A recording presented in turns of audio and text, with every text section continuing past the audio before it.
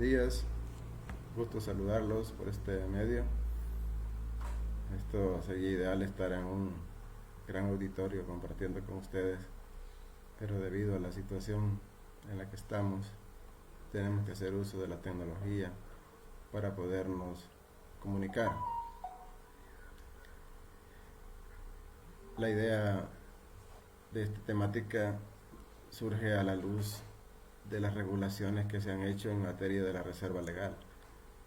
Sabemos que la reserva legal tiene su base legal redundando en el Código de Comercio, donde dependiendo del tipo de sociedad, de personas jurídicas que se cree, si es una sociedad en nombre colectivo, el 5%, si es una RL o una SA, que son las más comunes en el país, el 7%. Sabemos que se nos establece que debe de crearse esta reserva sobre los rendimientos, ¿verdad?, sobre las utilidades financieras que obtiene la empresa. En este sentido, significa que para el cálculo de esta reserva tomaremos en cuenta la base contable que se está utilizando para llevar la contabilidad. Se supone que en nuestro país debería todas las empresas estar bajo NIC PYME, bajo NIC Full y el sector cooperativo con NIC Fácil. Digo esto que se supone porque en las últimas capacitaciones que tuve la oportunidad de asistir antes de que entráramos a la cuarentena domiciliar, por ejemplo, está en boga las capacitaciones sobre los procesos de adopción de NIC. ¿Y por qué estamos hablando de procesos de adopción de NIC cuando tiene tantos años de estar en vigente adoptadas las NIC PYME en El Salvador? Y es más, hasta ha sufrido reformas en varios aspectos de sus secciones. ¿Y por qué ahorita se está hablando de procesos de adopción? Suena algo contradictorio. ¿Por qué estar hablando de procesos de adopción a tantos años de haberse llevado a cabo todo el proceso legal a través del Consejo de Vigilancia de la Contaduría Pública, que es el organismo rector en materia contable en nuestro país, dado que esa función se le establece el Código de Comercio? ¿Por qué estar hablando de eso? Pues todo lo trajo a cuenta el hecho que el mismo Consejo tomó una resolución reciente donde prácticamente está obligando al contador que si va a firmar estados financieros, tienen que estar estos estados financieros bajo normativa contable, bajo NIC PYME o bajo la NIC Full. Y aunque hay una guía para micropyme, discutía con algunos colegas que eso casi no tiene diferencia, que casi es muy similar.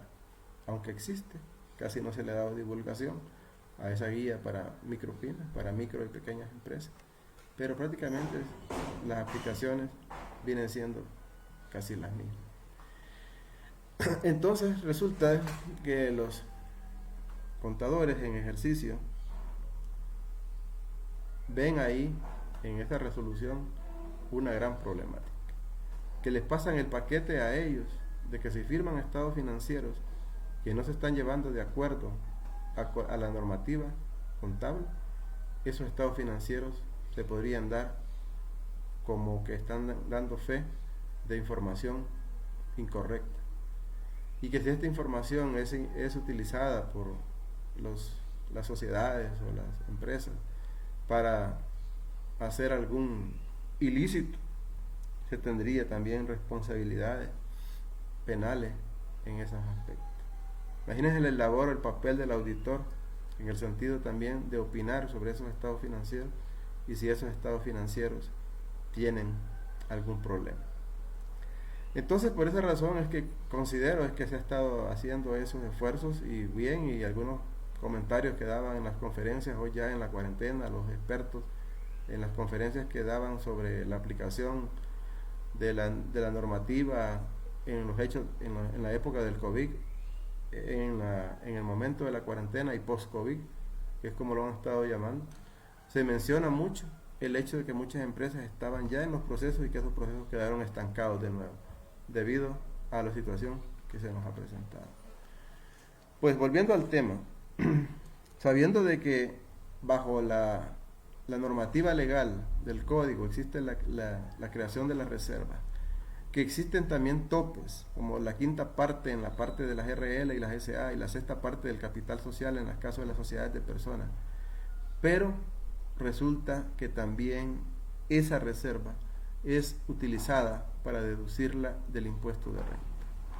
Ya en la legislación del 92, que entró en vigencia el 1 de enero del 92, se consideraba la reserva. Pero, posteriormente, ese artículo 31 consideraba el hecho de la creación de la reserva y que era deducible. Pero luego el fisco se fue dando cuenta que algunas empresas hacían ciertos artificios legales para poder estar deduciéndose esa reserva. Entonces, por ejemplo, algunas empresas, se comentaba en las capacitaciones cuando explicaban esta reforma en el 2009, de que algunas empresas, por ejemplo, creaban la reserva legal año con año, llegaban al mínimo establecido, al tope, y lo que hacían era capitalizarla. La capitalizaban, aumentaban el límite y volvían a calcular reserva. ¿Y qué eso significaba? Que volvían a calcular reserva, a volverla deducible y más que ya, hasta más alta, porque ya se había incrementado el tope.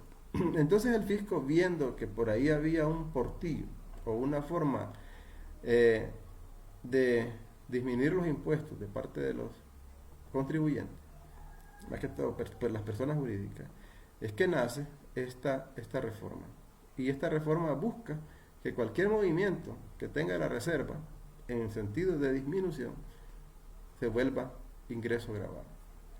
Entonces dice que cuando modificaron este artículo 31, ya les voy a dar la base legal del mismo, de la reforma, se dijo que cuando la reserva legal se disminuye en un ejercicio o periodo de imposición por cualquier circunstancia, tales como capitalización, aplicación a pérdida o distribución, constituirá renta gravada para la sociedad por la cuantía que fue deducida para efectos tributarios.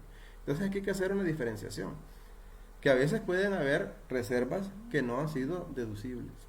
Y esos ejemplos son aquellos casos donde, por ejemplo, se han creado reservas voluntarias, o sea, reservas que están arriba del mínimo ya establecido por la legislación y que se han seguido creando reservas y esas ya no han sido deducibles de renta. Si esas reservas se usan, no hay ningún problema, ¿verdad? Porque está hablando aquí por la cantidad que fue deducida, aquello que haya sido deducido para efectos de impuesto.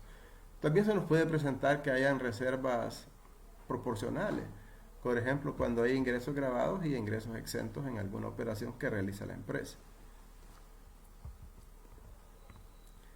Entonces, y manda a que se liquide por separado, ¿verdad? Y a una tasa del 25. Bueno, y entonces uno dice, ¿cómo es eso? Si ahora la tasa que normalmente utiliza la empresa para el cálculo del impuesto es el 30%. Lo que sucede es que cuando esta reforma se hizo, en el 2009, que entró en vigencia el 1 de enero del 2010, la tasa que estaba general para las personas jurídicas era la tasa del 25.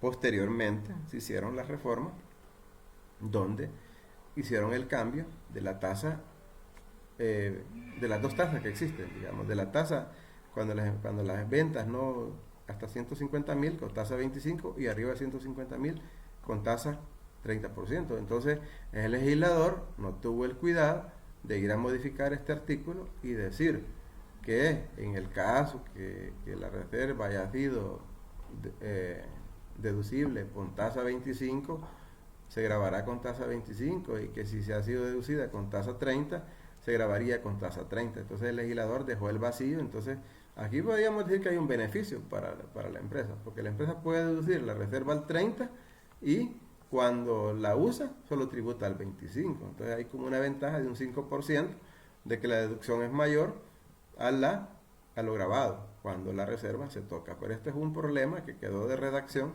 ya que no hicieron una revisión adecuada la Asamblea Legislativa cuando hizo esta modificación y dejó esta tasa con el 25%.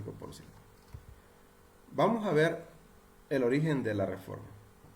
En el diario oficial del 21 de diciembre del 2009, en el el tomo 385, número 239, en esa publicación, en la primera página aparece que el decreto número 236 trata la reforma a la ley del impuesto sobre la renta. Si usted quiere ampliar, puede buscar este diario oficial en la imprenta nacional, ahí están todos disponibles para efectos de consulta, y por eso aparece por ahí una notita de que no, ahí, vean eso que aparece de fondo, solo son para efectos de que lo conozca, dice, y ahí le dice que no tiene validez legal, va. O sea, solo es para conocimiento, no es que usted va a dejar de comprar el diario oficial si quiere utilizarlo para hacer alguna tramitología. Prácticamente ahí le están poniendo una restricción en esa parte. Entonces, pero si se fijan, es el mismo. Lo que yo quiero, es lo mismo que ya leí. Lo que yo quiero es decirles que esta reforma se hizo en el 2009. Y si nos vamos a la última página de esta reforma, que son como 6 páginas, y la pueden ir a verificar a ese diario oficial que les acabo de mencionar, en el artículo 10 de ese decreto se dijo lo siguiente: adiciónase un inciso tercero al numeral L, creo que numeral 1, perdón, del artículo 31, y refórmese los incisos primero, segundo y tercero del numeral 3, y adiciónese un inciso final. Ahí está el inciso que nos interesa. Ahí en el 31 metieron en el 1 este problema, ¿verdad? Problema para los contadores, ¿verdad? Y para las empresas, porque ahora, a partir de ahí, surge la necesidad de llevar mayores controles. Es más, aquí le dice: para tales efectos, la sociedad llevará un registro de la constitución de reserva legal y de la cuantía deducida para la determinación de la renta neta o imponible en cada ejercicio o periodo de imposición. Ahora ya no se vale decir, ahí en el balance está, la reserva es tanto y punto. Ahora hay que saber, esa reserva, cómo se constituyó, en qué año, cuánto se dedujo, cuánto no se dedujo, cuánto es voluntaria y a partir de cuándo se creó. Entonces, a partir de la reforma, nace la obligatoriedad de hacer un mayor detalle en las notas a los estados financieros, de llevar registros auxiliares que permitan el control financiero y fiscal de la reserva. Entonces, eso es lo que está orientando ese inciso que acabo de mencionar. Entonces, ¿cuál es el problema que sucede? Es el siguiente. Si usted está en una empresa y empieza a calcular reserva, está deduciendo esa reserva. Por lo tanto, si está deduciendo esa reserva, la utilidad recibe esa reserva, el balance recibe esa reserva, la utilidad va a tener un aumento. ¿Por qué razón? Porque el impuesto que va a pagar, como está usando la reserva, el impuesto de renta es menor. Por lo tanto, tiene una utilidad que podría decirse está un poquito inflada. ¿Por qué razón? Porque esta reserva que se está creando a futuro va a generar problemas cuando se utilice. Imagínense que una sociedad se ha creado con el accionista A y B. A y B se han estado distribuyendo ganancias, pero resulta que ya 3 años después, A vende sus acciones a C. ¿Qué va a suceder cuando B y C sean los accionistas de esa sociedad y quieran utilizar la reserva? Van a tener que pagar impuestos por esa reserva. ¿Y quién fue el beneficiado? Pues el accionista que se retiró antes de que se hiciera uso de la reserva. Y los accionistas afectados serían el que estaba al inicio y el nuevo accionista que no se dio cuenta que esos estados financieros tenían ese problema, que habían deducido reservas, que habían estado teniendo esos beneficios fiscales a través del uso de la reserva legal para efectos de deducción, y a la hora se pudieron haber hasta repartido las ganancias, y ahora que hay que responder al fisco por esto, el impuesto va a ser mayor. Es más, dice que se debe reportar aparte, o sea que aunque tenga pérdidas y la usa la reserva, siempre va a tener que tributar. No lo salva porque dice que lo va a hacer aparte, separadamente, dice, de las rentas ordinarias. Y entonces, si usted busca en el formulario de la declaración de renta, verá que hay una casilla aparte y que no se revuelve con la renta ordinaria. Por lo tanto, la empresa puede tener pérdida y no la va a eximir de pagar, porque cuando reporte en la casilla correspondiente el uso de la reserva, automáticamente le va a calcular el 25% de ese uso de reserva. Entonces se dan algunas injusticias y podemos ver esto, por ejemplo. Ahí está una explicación del caso. Dice que, por ejemplo, si la sociedad capitaliza la reserva, por ejemplo, y tiene una utilidad de 50,000, ¿qué estaría pasando? Lo que normalmente hacemos, a los 50,000 le estaríamos sacando el 7%, entonces estaríamos creando una reserva de 3,500. Pero se tiene que calcular lo que se le llama un impuesto definitivo por la capitalización que se hizo de los $21,000 de reserva legal.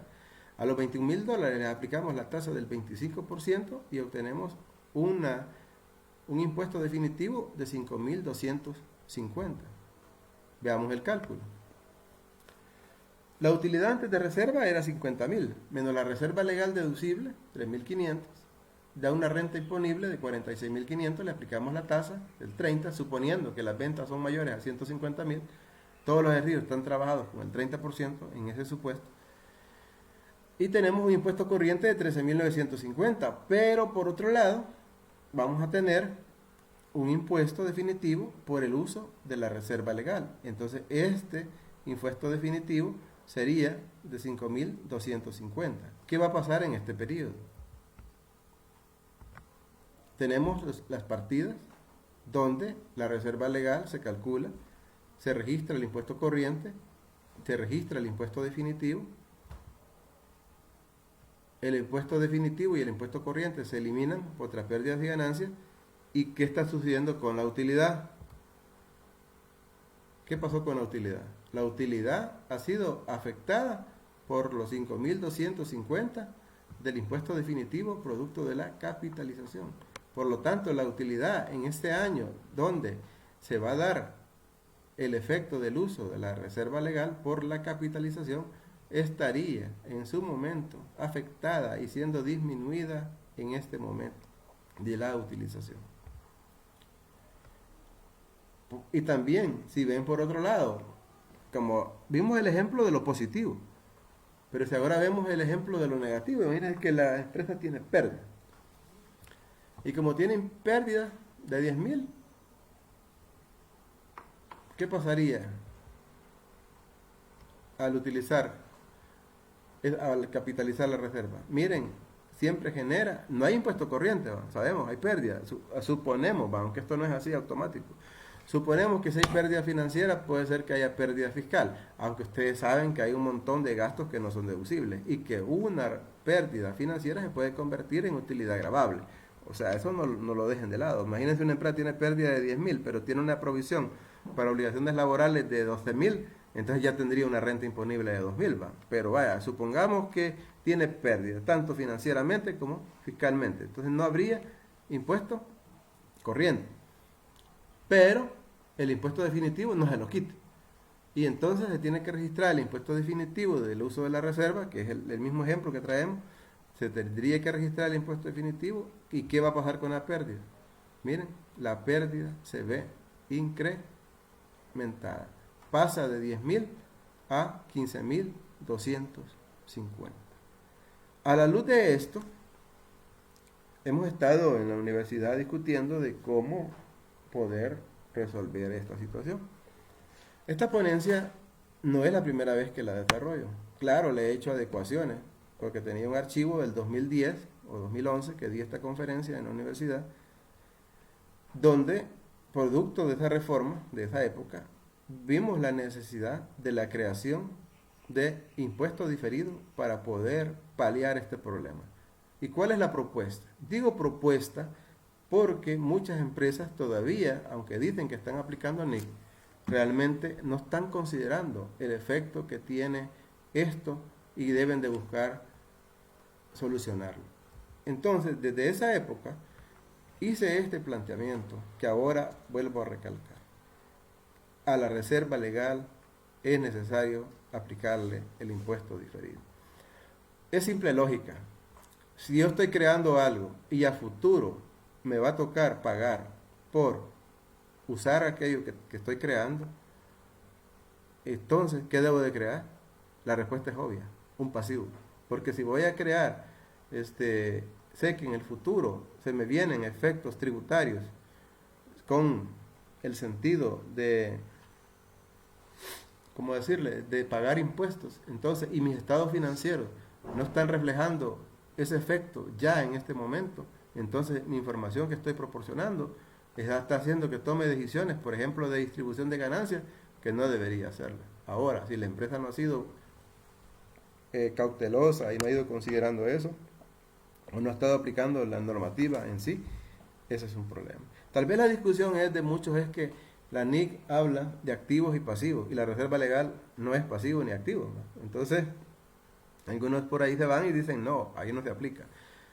Habría que ver si tendrán toda la razón, pero en mi lógica sí aplica el hecho de crear un impuesto por los efectos que van a haber.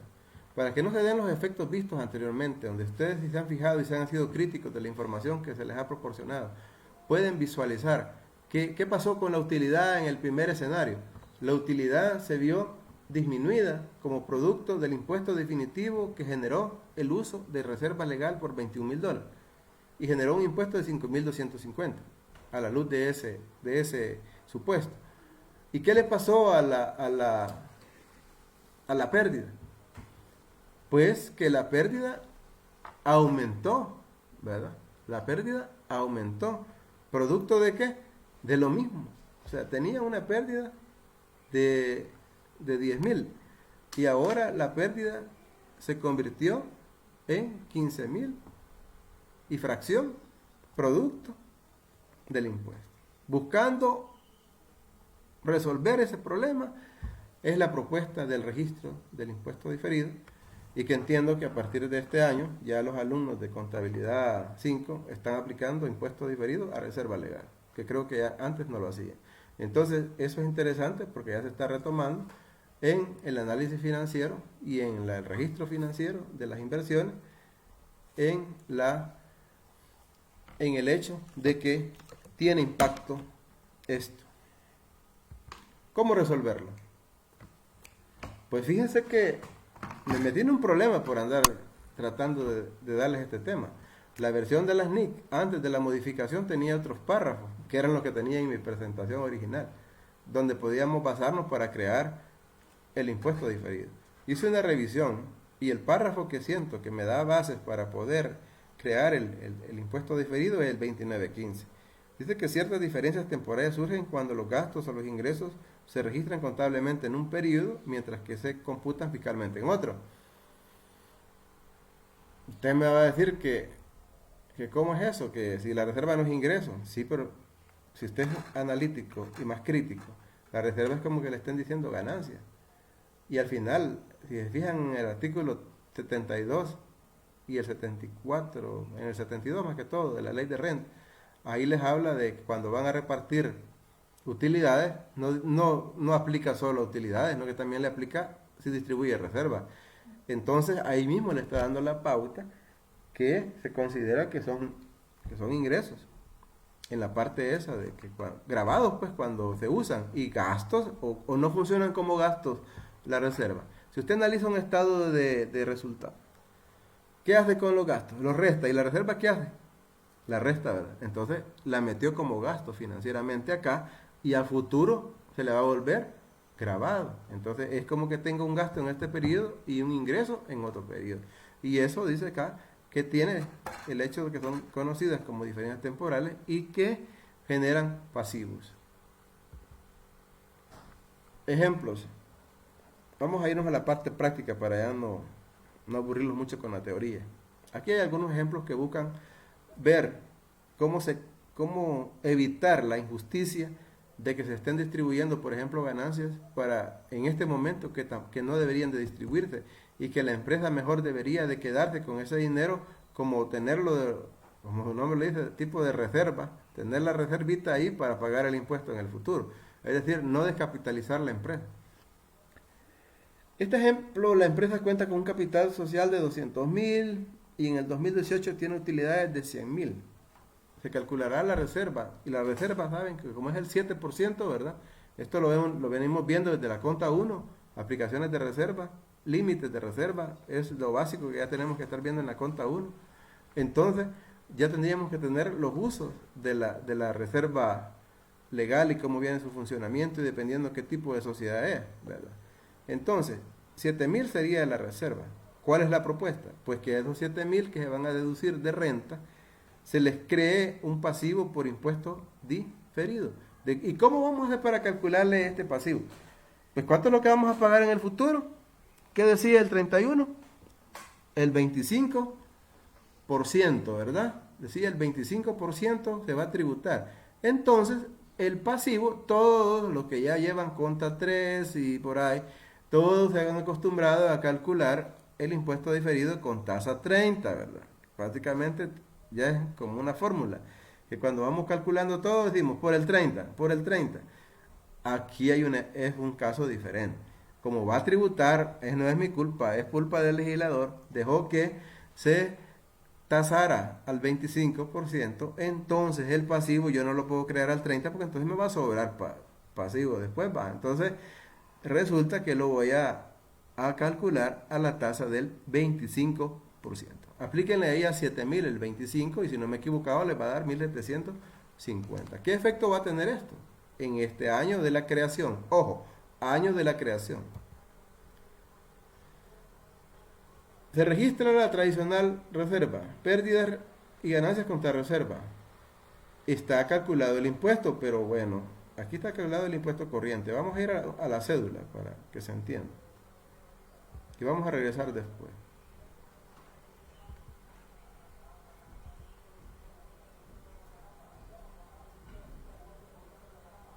Ahí tenemos el efecto. Bueno, aquí está ya el efecto. Pero bien, si a los 100.000 le quito los 7.000 de la reserva legal, me quedan 93.000. Esos 93.000 le aplico la tasa del 30%, me daría un impuesto corriente de 27.900. Pero ¿qué estoy incorporando de nuevo? Ven ahí en una casilla que he agregado gasto por impuestos sobre la renta diferido. ¿Cuál es la partida que voy a hacer? Voy a cargar el gasto por impuesto sobre la renta diferido. ¿Y abono qué? La partida 4 es la clave. El pasivo por impuesto sobre la renta diferido. O sea, ¿qué estoy haciendo? Estoy pasando a un pasivo como la reserva para el futuro impuesto. ¿Y dónde lo estoy sacando? De las utilidades prácticamente, porque estoy restándolo a las utilidades. Entonces las utilidades, ¿cómo van a ser? Van a ser menores. Entonces los accionistas, ¿qué estarían haciendo? Estarían distribuyéndose menos y de esa manera dejando el dinero para enfrentar el efecto de la reserva.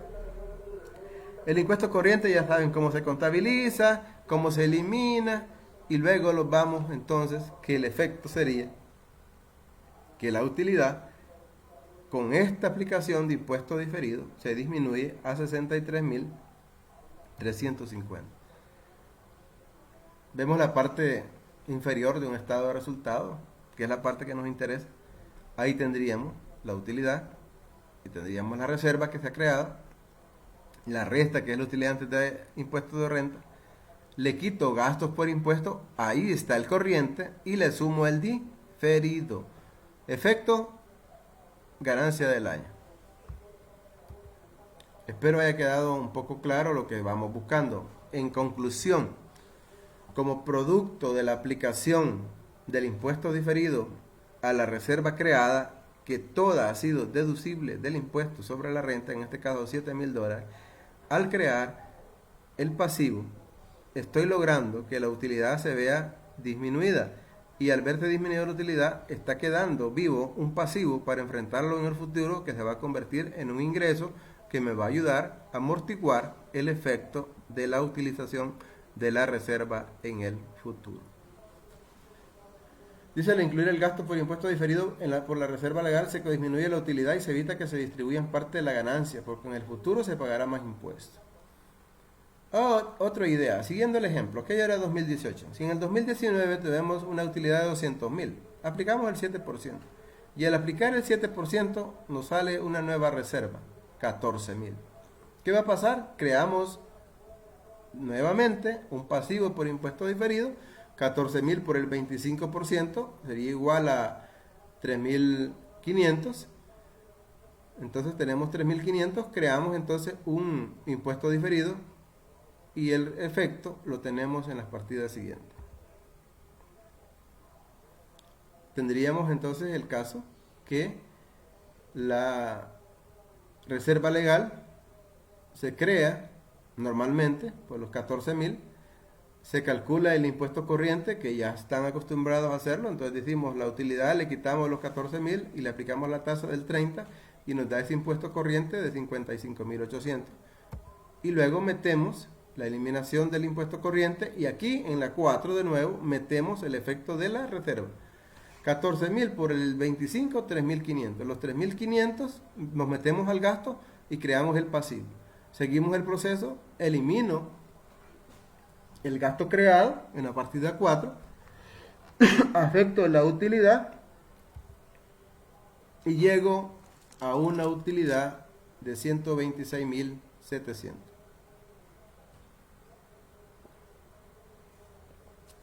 El efecto que queda al final es similar.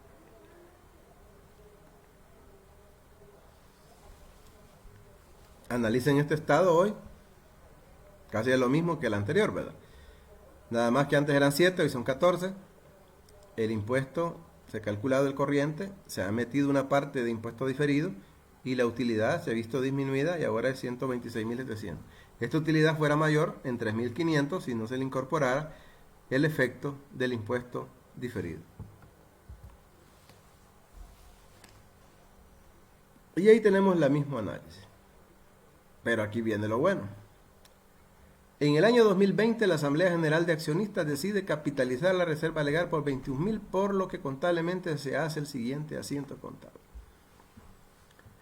El 31 que dijo, por cualquier movimiento, disminución, por capitalización, por amortización de pérdida, por distribución, pagará el 25% por el uso de la reserva.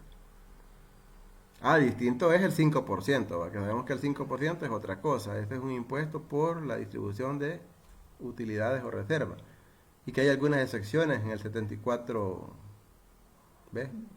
de la ley de renta. Entonces, ese es otro tema. Pero aquí lo centramos en el 25%. ¿Qué va a pasar? Esta partidita es la que se hace por la capitalización, ¿no? Cargamos reserva legal y abonamos capital social. Esta es la partida que hace la empresa en el momento de la capitalización, cumpliendo con el aumento de capital, que tiene que ser en dólares, para completos, y bueno, y ahí emitir las acciones, que pueden ser de $1 o múltiplo de $1 con la reforma que se hizo al Código de Comercio. Pero la empresa ha sido previsora. Si ustedes mayorizan, en el primer año, se creó un pasivo por la reserva del 7, se creó un pasivo de 1.750, más 3.500 del año 2019, se han acumulado en el pasivo 5.250. Pues llegó el momento de utilizarlo. Como la empresa ha sido previsora, ha ido registrando su pasivo, hoy lo usa. ¿Y qué hace aquí? Carga el pasivo por lo que había acumulado. O sea, por la reserva que va a usar, 21.000 por el 25%, 5.250, carga el pasivo por impuesto diferido y abona un ingreso. Eso porque la empresa lleva la contabilidad de acuerdo a la NIC. En el año 2020 obtuvo utilidades de 50.000, también, ¿verdad? Obtuvo utilidades de 50.000, capitalizó y hubo utilidades, entonces al final del año hay que calcular reservas sobre 50.000. 50.000 por el 7 nos da 3.500 y 3.500 por el 25% nos da 875. O sea que tengo que crear otro pasivo por esta nueva reserva que se está creando, pero por otro lado se utilizó ya una reserva.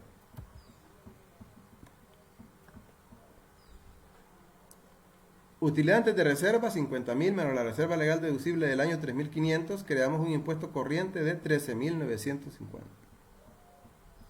Aparte, en otro renglón dice, pague por el uso de reserva. 21.000 por el 25, eso es un impuesto por el uso de reserva. ¿Qué va a pasar? Registramos la reserva legal en 3.500. En la partida 2 registro el impuesto corriente y el definitivo por el uso de la reserva. Y todo eso se va para impuestos por pagar. Acá elimino los gastos por impuestos corrientes y el gasto por impuestos sobre la renta definitivo. Hago la eliminación. Y luego en la 4, de nuevo, queda registrado el pasivo por impuesto diferido por la reserva nueva que se ha creado de 3.500 por el porcentaje del 25%.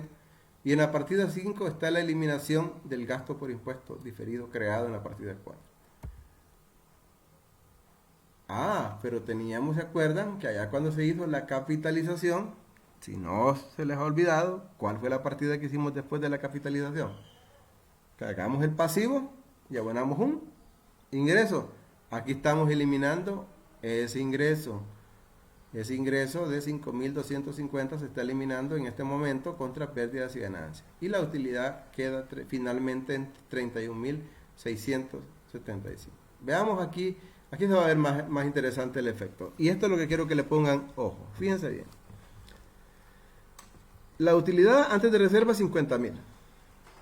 Menos la reserva legal del periodo 3.500. Entonces queda una utilidad antes de impuestos de 46.500. Hasta ahí vamos bien. Pero miren lo que viene acá. Menos, dice, gasto corriente, que es normal. Menos gasto definitivo, que es el pagado por el uso de la reserva. Menos gasto diferido, que es el de la reserva de este año. Y ojo abajo, ingreso por impuestos sobre la renta diferido, el que se revirtió en el momento de la capitalización. ¿Qué sucede con el segundo y el cuarto? Se neutralizan. Ese es lo que buscamos con la aplicación del impuesto diferido, que el gasto definitivo es neutralizado por el ingreso por impuesto diferido. Al ser neutralizado, la empresa solo va a deducir un gasto por impuesto de 14.825. ¿Y eso qué es? Es el corriente y el diferido del año. Y lo otro ya se neutralizó. Eso es lo que buscaba el impuesto diferido. Que la empresa no se golpee en el futuro, no que ya haya reconocido su pasivo cuando surge.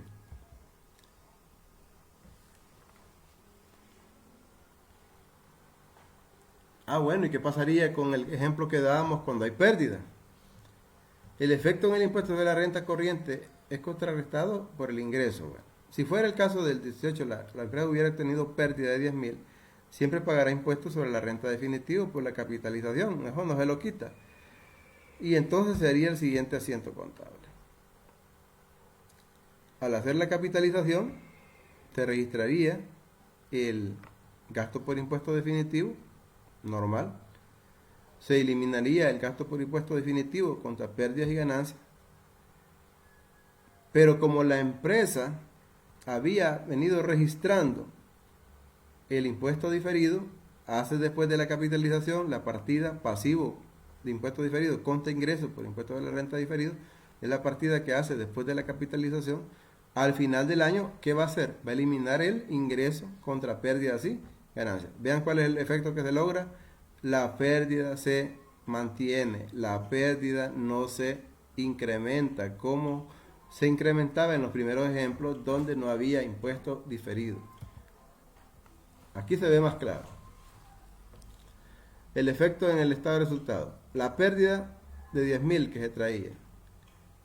Pero como menos los impuestos definitivos y el ingreso contrarresta el impuesto definitivo, el efecto es cero. La pérdida se mantiene en 10.000.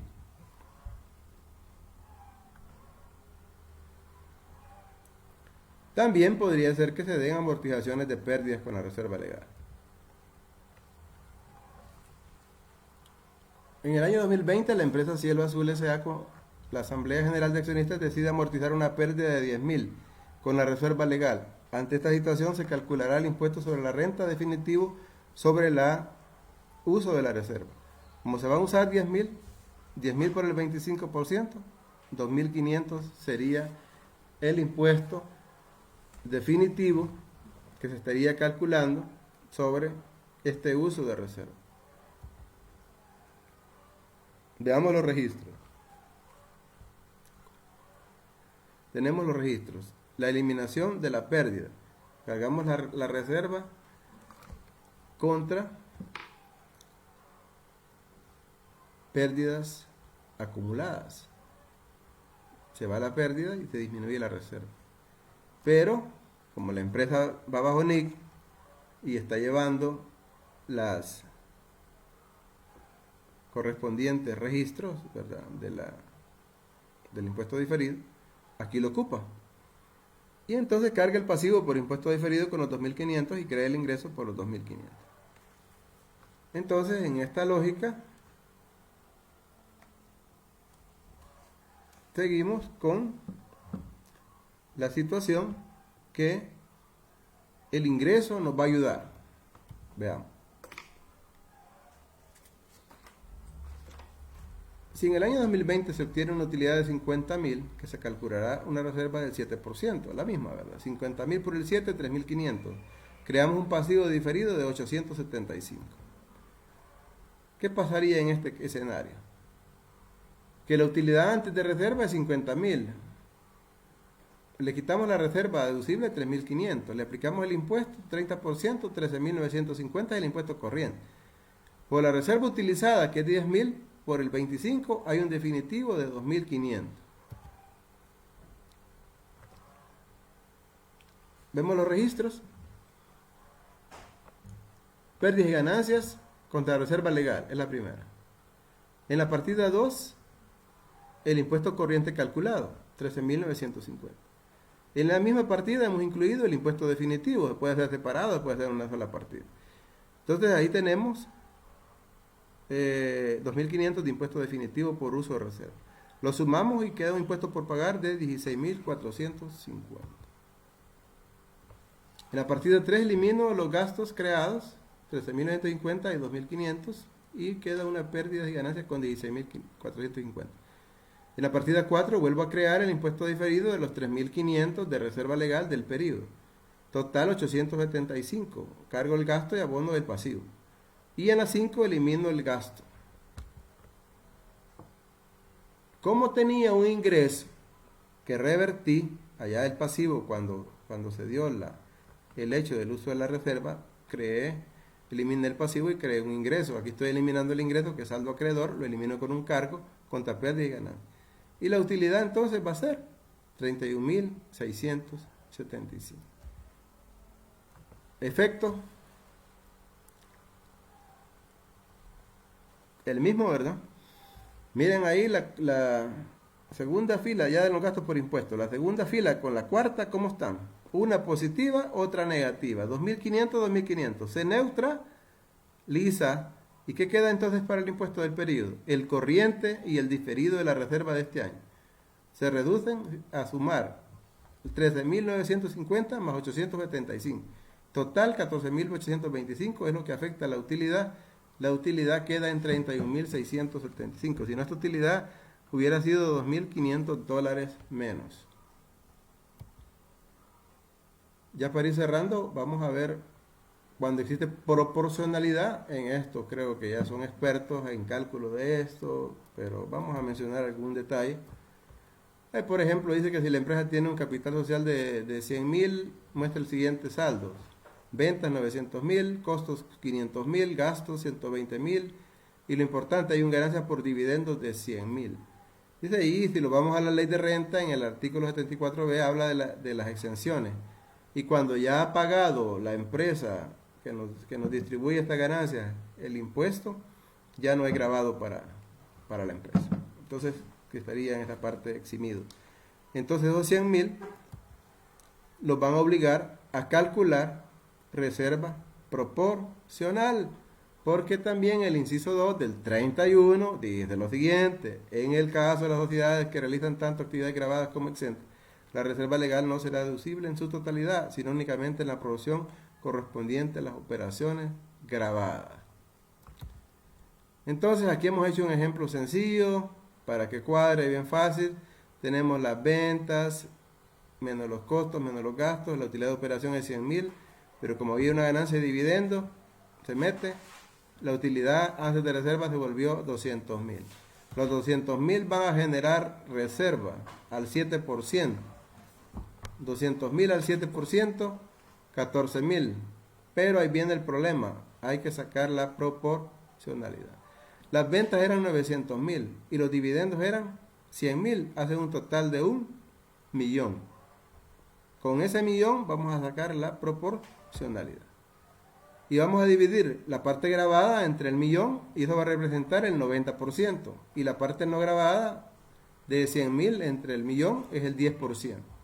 Se aplica al total de reserva, que es 14.000, la proporcionalidad relacionada con la grabada. Y entonces la reserva que nomás podemos deducir sería 12.600. Ojo, como esta va a ser la reserva deducible, a ella es la que le vamos a calcular el pasivo por impuesto diferido. A esa parte. ¿Vieron el cambio? Para calcular el impuesto tenemos la utilidad antes de reserva 200.000 menos la reserva legal deducible. Ojo, no los 14, no que hoy son 12.600. Quitamos el dividendo porque ya pagó y le aplicamos el 30. En nuestro impuesto corriente sería 26.220.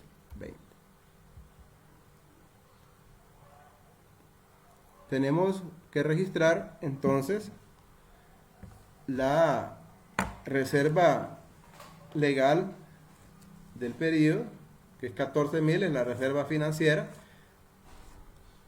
Registro la reserva financiera, aunque no haya sido deducible, la registro. Calculo el impuesto corriente tomando en cuenta que solo eran 12.600 los deducibles para efectos de impuesto. Eso lo mostramos ahí en el cálculo. Elimino el impuesto corriente de 26.220 y me vengo a crear el pasivo. Y el pasivo lo calculo sobre la reserva legal deducible, 12.600 por la tasa del 25, me da los 3.150. En la partida 5 elimino el impuesto diferido y en la partida 6 muestro la utilidad, 156.630. Vean cómo están las cosas aquí hoy. La utilidad, 200.000. La reserva legal, 14.000. La resto. Llevo utilidad antes de impuestos. Resto los impuestos. Resto el corriente con los 26.220. Y resto el diferido, solo de la reserva deducible. No se les olvide esta parte. El artículo hace énfasis que se calcula el impuesto se va a pagar en el futuro a una tasa del 25% por la porción que fue deducible del impuesto. Y en este caso la porción que fue deducible del impuesto fue 12.600. Por la tasa del 25, 3.150. Sería mi gasto por impuesto diferido. Las empresas al adoptar las NIC o las NIC completas, ¿por qué hago esta referencia? Porque resulta que lo que les estaba mencionando, que hasta en estas épocas se han estado incorporando las empresas a las NIC. Pero voy a hacer un paréntesis ahorita. Para poder responderles a las consultas que ustedes necesiten, yo ahorita necesito que me escriban el mensaje, las preguntas, para poderlas revisar y de una sola vez en este video quede ya las respuestas a las interrogantes. Entonces, en este momento necesito, porque ya estaríamos en las últimas dos láminas, en los últimos dos ejemplos, necesito que las dudas que han ido surgiendo a medida he ido avanzando en la presentación, me escriban en este momento los mensajitos. Voy a leer su pregunta y vamos a tratar de responderlas o investigarlas si fuese el caso que no pudiésemos responderle. Bueno, vuelvo a la continuación de esto. ¿Qué es lo que quiero plantear acá? Que desde el 1 de enero del 2010 para acá, que está vigente ese artículo, esa reforma del artículo 31, las empresas deben registrar el pasivo por impuestos a la renta diferido. Pero como si no han adoptado normas y no lo han hecho, resulta que el párrafo, cuando adoptan las normas, la sección 35, que es la que habla de la transición, dice en su párrafo 8 lo siguiente. Aunque está todo enredado, pero más o menos vamos a tratar de traducirlo. Dice que las políticas contables que una entidad utilice en la adopción de esta norma puede diferir de las que aplicaba antes, en su marco de información financiera. Los ajustes resultantes surgen de transacciones, otros sucesos, o condiciones anteriores a la fecha de transición a esta norma. Por tanto, una entidad reconocerá tales ajustes en la fecha de la transición a esta norma directamente en las ganancias acumuladas o si fuere apropiado en otra categoría dentro del patrimonio. ¿Qué nos está diciendo? Que hoy que adoptamos normas, por ejemplo, si adoptamos normas en este año y la empresa ya tiene unas reservas ahí que han sido deducibles por efectos de renta y que sabemos que hay una posibilidad de que se necesite crear un pasivo. Entonces yo no puedo venir y meterle todo el pasivo o todo el gasto, quizás sería el problema, al año en que estoy haciendo la adopción. Entonces me está diciendo que el ajuste lo haga contra ganancias acumuladas o si fuere expropiado en otra categoría dentro del patrimonio. Entonces ahí está dando la salida de cómo resolver esa transición, esa situación que se puede estar presentando. Veámoslo con un ejemplo. Si la empresa Viateca adopta NIC para las pymes el 1 de enero del 2020 y en su patrimonio muestra reserva legal por 20.000 que se ha acumulado desde su constitución desde el 2015 hasta la fecha y tiene el siguiente patrimonio. Vemos el patrimonio. Hay un capital social de 100.000, una reserva legal de 20.000 y ganancias acumuladas de 40.000. Patrimonio total 160.000. Deberá efectuar el siguiente asiento contable al adoptar la normativa. Vemos ahí que tiene una reserva legal y la empresa no ha registrado impuesto diferido en ningún momento. No venía haciendo el registro del impuesto diferido. Entonces, se encuentra la situación que en su balance general muestra el patrimonio tal como lo está acá, pero en sus pasivos no muestra el impuesto diferido para hacerle frente cuando toque utilizar dicha reserva. Entonces, en ese sentido, aplicando el párrafo 35.8 al 1 de enero del 2020, dijo que afectara las ganancias acumuladas. Entonces, la partida sería cargar ganancias acumuladas con el efecto del diferido, que sería 20.000 por el 25%, serían 5.000, cargo la ganancia acumulada y creo el pasivo a través del afectar las ganancias acumuladas que tenía la entidad. Bueno, y si no tiene ganancias acumuladas, ¿qué dijo el párrafo? Ahí entre paréntesis. O si fuera apropiado en otra categoría. Bueno, yo en los cursos de adopción, la cuenta que he visto que utilizan cuando los ajustes para ir registrando todos los efectos de impuesto diferido, todos los efectos de deterioro, todos los efectos de que la empresa depreciaba incorrectamente las cosas y que hoy hay que actualizarlo de acuerdo a NIC. Tal vez venía haciendo, por ejemplo, una depreciación fiscal, como muchas empresas en este país lo están haciendo. Es decir, ahí cuando tú vas a hacer la adopción te encuentras que dice vehículo 40.000, depreciación 40.000, ya pasaron los 4 años, vale 0. Y el carro ahí está. Y la NIC te dice, cuando hay un activo y ahí lo tenés que reconocerlo y cuánto es el beneficio futuro que puede tener. Entonces, ¿cuál es el problema? Que el contador lo depreció fiscalmente El vehículo ahí está y está bueno todavía, puede aguantar unos 6 años más, pero en la contabilidad ¿cuánto vale? Cero. ¿Y entonces qué hay que hacer? Hay que corregir el error. Entonces, ¿cuál es el error? Que se depreció incorrectamente. ¿Eso a dónde lo vas a tirar? Ahí puedes ocupar esta cuenta. Efectos por adopción de NIC para las pymes. Claro, tenés que crear tu catálogo, modificar, agregar estas cuentas al catálogo para hacer el proceso de adopción, ¿va? Porque en las cuentas normales de un catálogo que traemos no tiene estas cuentas. Entonces necesita agregarle este tipo de cuentas para poder ir registrando el efecto que se está presentando a la luz de esta situación.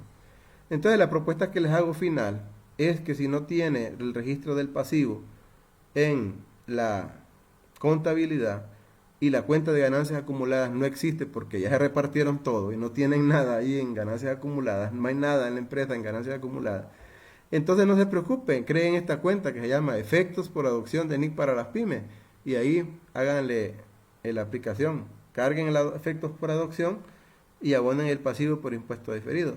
Los efectos por adopción va a tener este efecto de impuesto diferido creado en este momento por la cuestión de la reserva, más todos los efectos necesarios por todo el proceso que requiere una adopción de NIC, que no es tan fácil, ¿vale?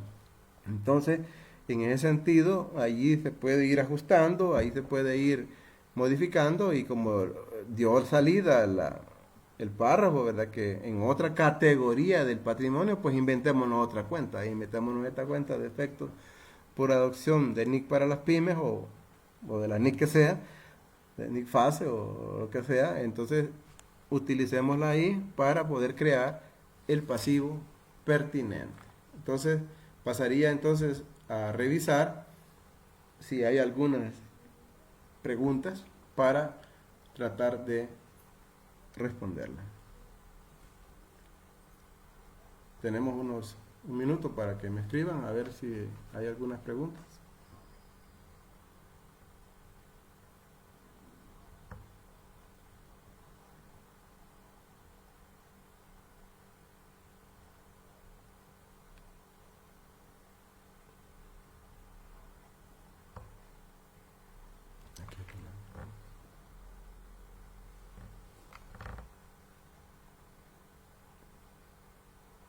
Dice, cuando la reserva legal del periodo es más del tope, el efecto del diferido siempre aplicaría.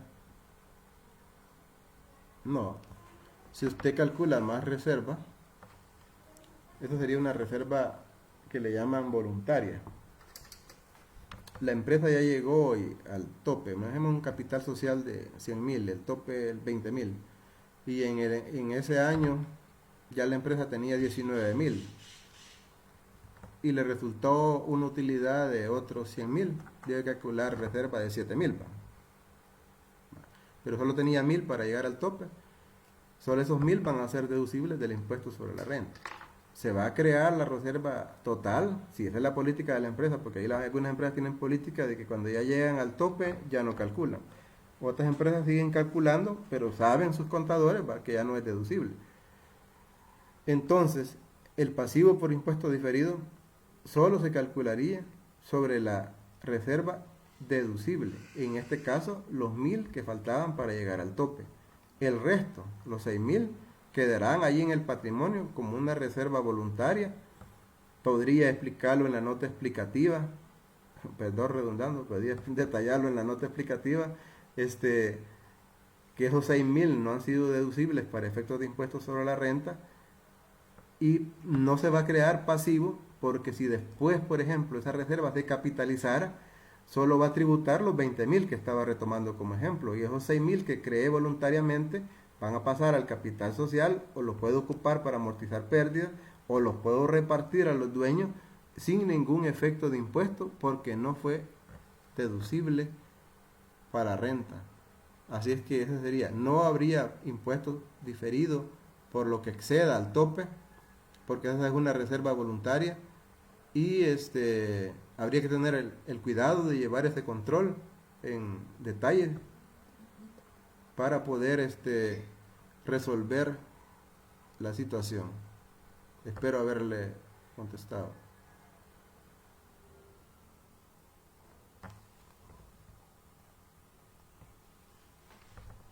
No sé si hay otra duda.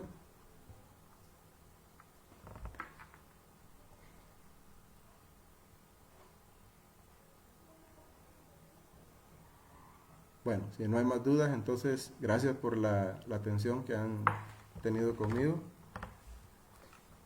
Y este tema es para seguirlo discutiendo. Esta es una propuesta que se hace para que lo sigan analizando ustedes como futuros profesionales en las empresas, como profesionales que van a ir al mercado laboral a tratar de que las empresas cambien su forma de... Me dices, Ale, dice, solo si podría reiterar la idea de que las empresas que tributan con el 30 y que deducen su reserva, tributan con el 25. Sí, tienes razón, o sea, es que esto de usar las reservas es un problema, ¿verdad? Porque si la empresa, imagínense que no ha ido creando el impuesto diferido, entonces, ¿qué va a suceder? Que cuando venga y capitalice, cuando venga y amortice pérdidas o lo que haga, ¿verdad?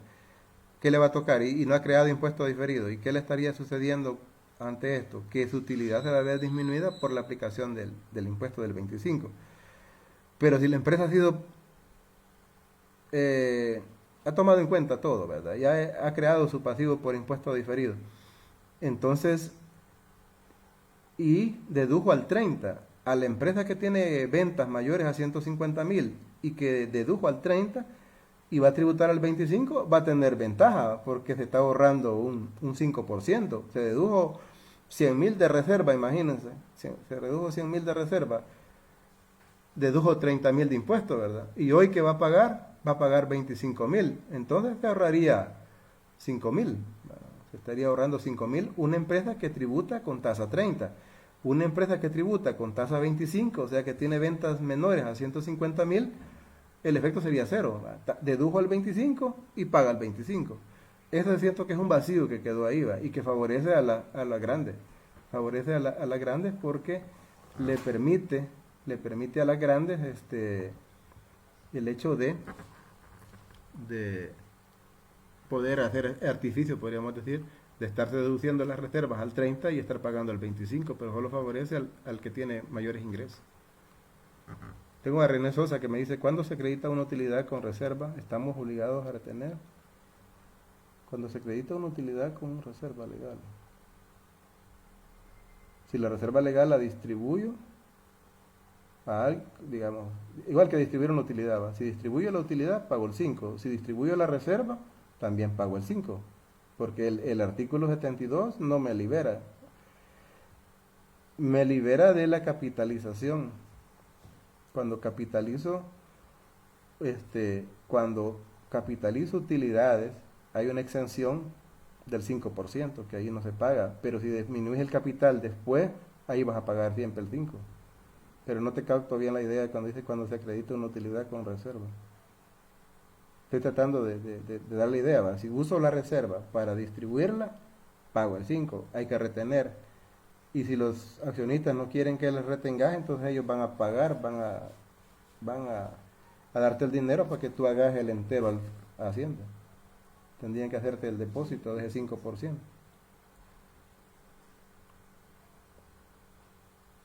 ¿Alguna pregunta más?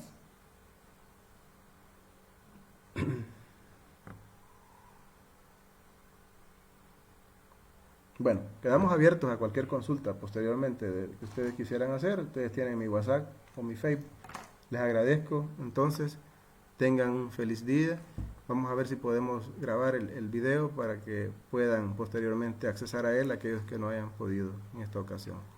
Buen día y gracias a todos.